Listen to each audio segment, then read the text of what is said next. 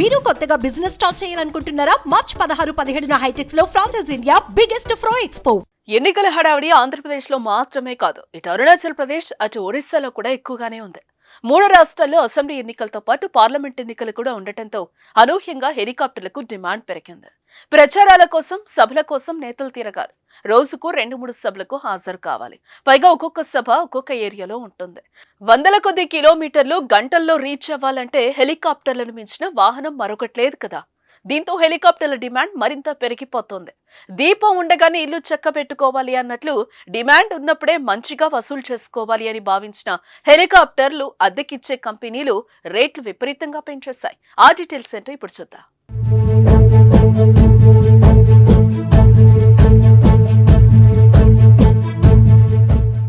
CM Jagan DBT ద్వారా button నొక్కే కార్యక్రమానికి helicopter ఉండాలి. టీడీపీ జనసేన నిర్వహించే జెండా కార్యక్రమానికి చెరొక హెలికాప్టర్ కావాలి. ఇలా రాజకీయ పార్టీలు విస్తృతంగా ఎన్నికల ప్రచారం నిర్వహించాలన్నా, రోజుకు 2-3 సభల్లో పాల్గొనాలన్నా హెలికాప్టర్లే దిక్కుమరే. హెలికాప్టర్లు అయితే గంటలోపే రాష్ట్రంలోని ఏ ప్రాంతానికైనా వెళ్లిపోవచ్చు. దీంతో సమయం కలిసి వస్తుంది. అధికార ప్రతిపక్ష పార్టీ ముఖ్య నేతలతో పాటు మధ్యలో వచ్చే జాతీయ నాయకులతోనూ ప్రచారం హోరెత్తించేందుకు అన్ని పార్టీలు ఇదే దారిలో వెళ్తున్నాయి. ఇలా తక్కువ సమయంలో ఎక్కువ నియోజకవర్గాల్లో పర్యటించేందుకు అవకాశం ఉన్న ఏకైక వాహనం హెలికాప్టర్. 3 రాష్ట్రాల అసెంబ్లీ ఎన్నికలు, పార్లమెంటు ఎన్నికల నేపథ్యంలో హెలికాప్టర్లను అద్దెకిచ్చే కంపెనీలకు విపరీతమైన డిమాండ్ ఏర్పడింది. ప్రస్తుతం హెలికాప్టర్ గంటకు 1,50,000 నుంచి 2 లక్షల వరకు అద్దె ఉంది. అలాగే చాపర్లకు గంటకు 4.5 లక్షల నుంచి 5.5 లక్షల వరకు ఉంది.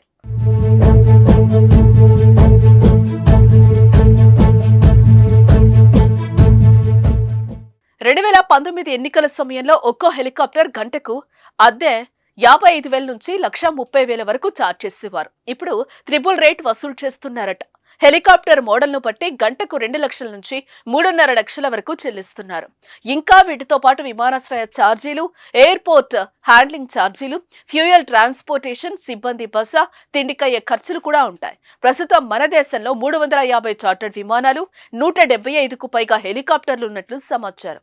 ముంబైకి చెందిన private chartered company flying birds aviation కు 4 హెలికాప్టర్లు, 6 జెట్ విమానాలు ఉన్నాయి. ఎన్నికల నేపథ్యంలో మరో కొన్ని హెలికాప్టర్లను అద్దెకు తీసుకుంది.